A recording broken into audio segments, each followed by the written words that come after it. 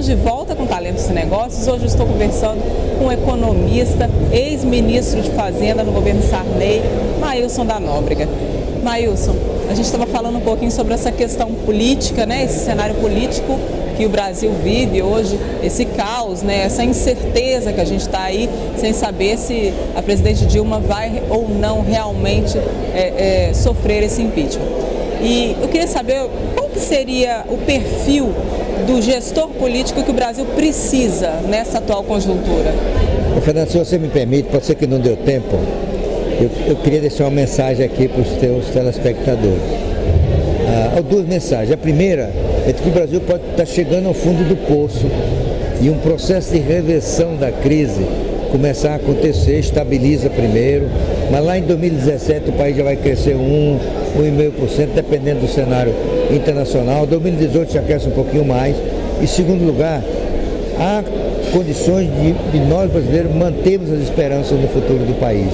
Nós continuamos um país de muitas oportunidades, muitas conquistas que nós construímos ao longo da nossa história não vão ser destruídas, as instituições, a democracia, o agronegócio poderoso, competitivo, a indústria complexa, diversificada, o sistema financeiro sólido, sofisticado, uma imprensa livre, né?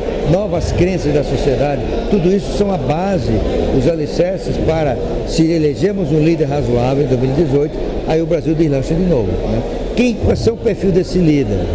É difícil dizer, mas eu digo, em resumo, vou dizer o óbvio, ele tem que ser um líder. E o líder é, acima de tudo, aquele que tem a capacidade de entender o seu desafio, entender os rumos a adotar, ter convicções sobre esses rumos, saber que o país precisa fazer reformas e ter a capacidade de conquistar mentes, de transmitir mensagens. É por isso que não é qualquer um que pode ser presidente da República. Se você voltar novamente a falar da presidente Dilma, ela tem uma deficiência fundamental para um líder, que é a dificuldade de transmitir a mensagem, não é? De falar claro.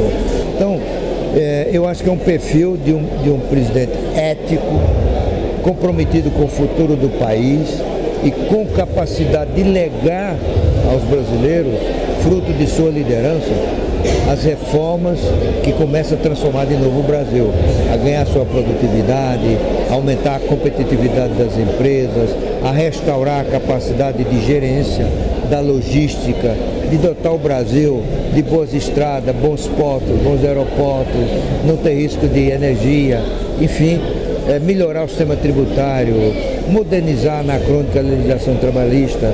É uma lista enorme que inclui uma das mais difíceis, que é dar sustentabilidade ao sistema previdenciário brasileiro. Fazer uma reforma que introduza a idade mínima para a aposentadoria. O Brasil é um de meia dúzia de países que não tem isso ainda, né? De tornar sustentável o sistema, de eliminar privilégios, por exemplo, os privilégios dos servidores públicos, né? Que se aposenta com o dobro, o triplo, o quádruplo do que ganha o setor privado, né? Que tem estabilidade e que tem o poder de forçar o governo a dar aumento para eles. Nada contra o servidor público, eu fui um deles, né? Eu fui funcionário do Banco do Brasil. Mas eu acho que chegou a hora de questionar o conjunto de privilégios que ao longo do tempo foram criados em favor de servidores públicos, em detrimento do restante da população.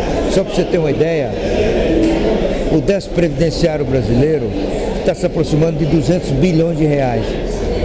2/3 disso é o déficit previdenciário dos servidores públicos, né? Então, isso a gente tem que olhar. Parar para pensar. E aí eu estou esperançoso, não sei quem é, mas de que o Brasil não vai embarcar numa canoa populista e pode eleger um líder em 2018 que, se bem não tenha todas as condições para essa grande tarefa, pelo menos inicie um processo para que nos caminhe até lá. Mas as expectativas para 2017 são melhores do que esse ano? Eu acredito que sim, não é? O Brasil está tendo um ajuste fantástico no setor externo. A gente tinha um déficit de 6 bilhões de dólares em 2014 no balanço comercial. Vamos para um superávit de mais de 50 bilhões este ano. O setor externo sozinho explica 2 pontos de percentagem da taxa de crescimento do PIB. Isso vai continuar de alguma forma, não com a mesma intensidade. Provavelmente em 2017 a gente já cresce 1,5%. Em 2018, 2,5%. Provavelmente a gente está saindo da crise ao longo dos próximos meses. Ainda não é a fase de crescimento que a gente merece, mas nós estamos saindo do desastre. Boa notícia para nós então, né? Deixa um recadinho, nós somos da Rede Minas, nós somos a sucursal TV Sistec em Caratinga, na região aqui do Vale do Rio Doce, aonde a economia gira em torno do agronegócio, do café, do comércio. Deixa um recado para esses empresários, o que o senhor tem a dizer para essas pessoas que hoje estão receosas mediante essa crise econômica? Olha, Fernando, quando a economia cai 4%, isso é uma média. Tem setor que caiu mais e tem setor que cresceu. O único setor que cresce no Brasil hoje é do agronegócio. Por quê? Porque é um segmento que se tornou muito competitivo, tem capacidade de produção acima do que foi em qualquer outra época. Então, se você examinar digamos que a gente resolve eleger 5 segmentos promissores do Brasil, o agronegócio será um deles. Porque o Brasil ainda será, por muitos anos, por muitas décadas, o único país com capacidade de ampliar a sua área cultivada com grãos, avançar na modernização da sua pecuária e continuar sendo um player, um ator importante no cenário mundial. O Brasil já é o primeiro lugar na exportação de 6 produtos: café, açúcar, suco de laranja, soja, carne e frango. E vamos ser o primeiro de soja daqui a pouco, né? Vamos manter a liderança nos demais. Portanto, quem está no segmento do agronegócio está no segmento mais promissor do Brasil nos próximos anos. Não é, portanto, momento de se desesperar. Acreditar que você está no setor certo, continuar investindo no setor certo e colher os frutos disso no futuro. Tá aí, boa notícia pra gente. Maílson, muito obrigada mais uma vez pela sua participação aqui no Talentos e Negócios. Muito obrigado, foi um prazer imenso falar com você. Eu que agradeço. Nós voltamos no próximo bloco com mais notícias e novidades para você.